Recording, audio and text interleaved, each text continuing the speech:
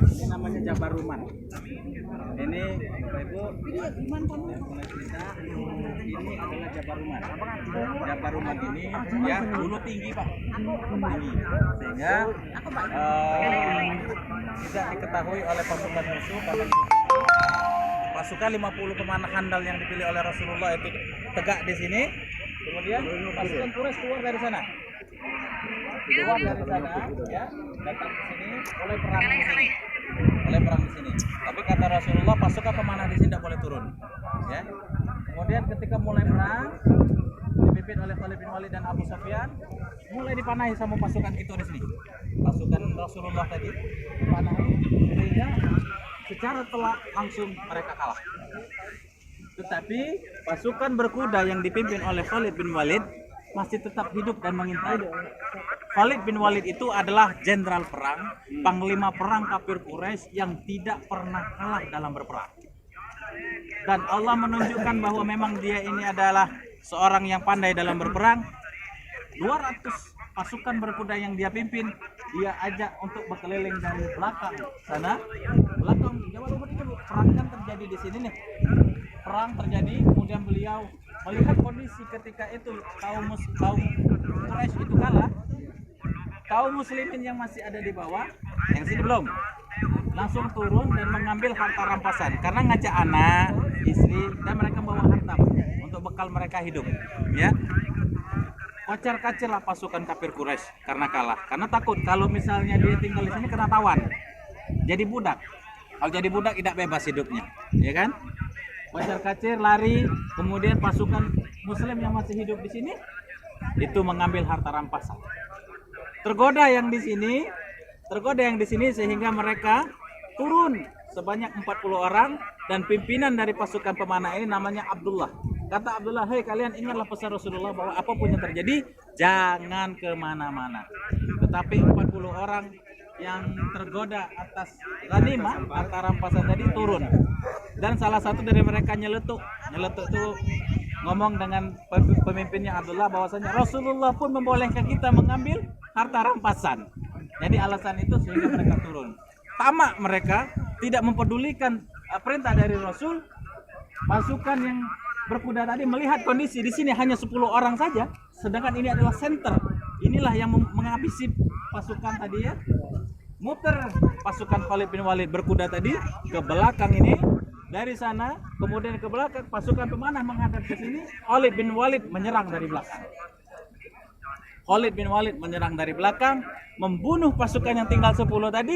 Orang 200 tadi naik ke atas Jabar Ruman, mengambil panah dan dipanahi kaum muslimin. Pasukan muslimin yang di bawah sedang asik mengambil harta ghanimah. Ini menunjukkan kalau kita tidak boleh rakus, kita tidak boleh lengah. Ya. Karena melawan perintah dari Rasulullah, 10 ini habis dibantai oleh Khalid bin Walid. Khalid bin Walid sudah diberitahukan bahwa tidak pernah kalah dalam berperang sekalipun. Pada saat itu Khalid bin Walid masih kafir dan kemudian nanti dia masuk Islam. Nah, di sini sebelum terjadinya itu maka ada Wahsy, budak yang disuruh Hindun karena Hindun dendam kesumat dengan Sayyidina Hamzah paman Nabi, menyuruh Wahsy menombak Sayyidina Hamzah, ditombak dari belakang, dari depan, tembus dari perut ke belakang sini. Tombaknya itu. Nah, mati Sayyidina Hamzah, Rasulullah pun sangat bersedih yang luar biasa. Hindun telah berjanji kalau Sayyidina Hamzah itu mati, kalau Hamzah bin Abdul Muthalib mati, maka akan aku makan jantungnya. Setelah kalah, pasukan pemanah habis, pasukan muslim kocar-kacir, termasuk Rasulullah yang diincar oleh Abu Sufyan karena saudaranya, ayahnya itu mati dibunuh oleh kaum muslimin, maka dendam dengan Rasulullah, dicari Rasulullah pun kabur, disuruh oleh para sahabat. Umar, Utsman, Talha bin Zubair, kemudian Mus'ab bin Umair, ya, Ali bin Abi Thalib menjadi benteng Rasulullah untuk lari ke atas bukit Uhud ini. Ada lagi yang membawa satu bendera tauhid, bendera perang dari Islam, ya. Namanya Mus'ab bin Umair. Beliau tangannya putus, Bu, megang bendera. Kenapa? Karena menangkis serangan pedang yang akan mengenai Rasulullah, ditangkis dengan tangannya pun putus. Kemudian tangan kanan putus, ngambil tangan kiri bendera tadi, kemudian menghalangi lagi pedang yang ingin mengenai Rasulullah, tangannya pun putus. Mus'ab bin Umair. Mus'ab bin Umair adalah orang yang kaya raya di Madinah ini. Ya. Meninggal Mus'ab bin Umair, kemudian Rasulullah dan para sahabat yang mengelilingi diserang habis-habisan oleh pasukan Khalid bin Walid, dipanah, dibacok segala macam sampai Umar pun berdarah, Ali pun berdarah.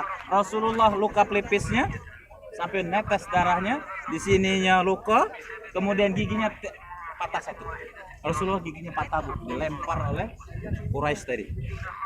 Kemudian Nabi diajak oleh sahabat untuk menaiki bukit, entah bukit yang mana. Kalau yang warna merah rasanya yang ini. Apa? Karena bukit yang merah itulah Rasulullah pernah naik karena darahnya pernah netes di situ. Dan menurut cerita saya belum pernah naik. Bukit itu wangi. Karena ditetesi darah Rasulullah. Darah Rasulullah wangi, darah kita pahit. Darah kita pahit. Itu yang ada tulisan gitu kali. Ya, itu hanya itu Pak. Dibuat ya. Kemudian Sayyidina Hamzah terkapar di situ. Rasulullah sudah pergi bersama sahabat. Kemudian Hindun yang sangat dendam dengan Sayyidina Hamzah tadi karena telah membunuh ayah dan suaminya, ada dengan anaknya, dicari, ditemukan mayat Sayyidina Hamzah. Kemudian diambilkan pisau, kemudian dibelah dadanya, diambil jantungnya dan dimakan oleh Hindun.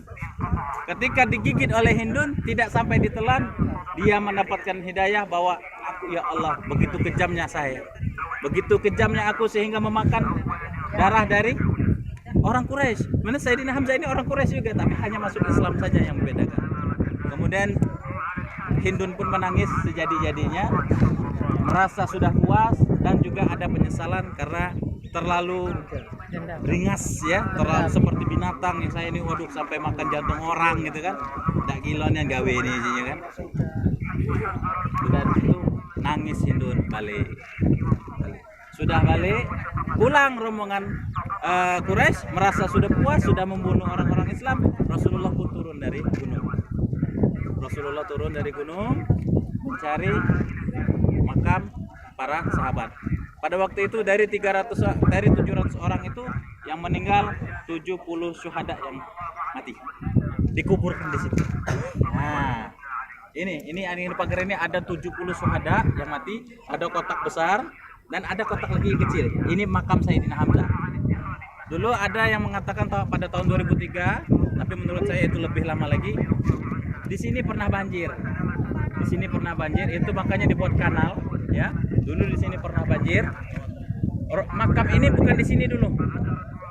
Geser sedikit. Makam Sayyidina Hamzah itu dibongkar dan para syuhada ini pernah dibongkar. Di sini yang bisa dikenali adalah makam dari jasad dari Mus'ab bin Umair karena tidak ada tangan. Kemudian makam jasadnya dari Sayyidina Hamzah. Ketika dibongkar, jasad Sayyidina Hamzah itu darahnya masih mengalir dan berbau harum. Kenapa bisa dicirikan ini Sayyidina Hamzah? Karena tidak ada hidungnya, tidak ada telinganya. Ketika dibeset itu Bu, sebelum dibeset telinganya itu dipotong dulu sama Hindun. Dipotong, hidungnya dipotong. Dijadikan kalung sama Hindun. Saking dendamnya dengan Sayyidina Hamzah. Itu pas dibongkar Sayyidina Hamzah itu ya kayak di film-film ya, tua, berjenggot ya, putih, menurut gambarnya itu, dan tetap ngalir darahnya. Insyaallah kita baca semuanya ya. Itulah para syuhada kita. Jadi kalau orang yang syahid itu tidak mati, dia tetap hidup ya. Jasadnya yang mati tapi orangnya masih tetap hidup. Begitupun para ulama yang memang dia alim, dia tidak mati, jasadnya aja yang mati tapi rohnya masih tetap hidup. Baik Bapak Ibu yang dimuliakan Allah, kita mau turun ngelihat secara langsung atau cukup di sini? Boleh turun. Turun ya, oke kita turun.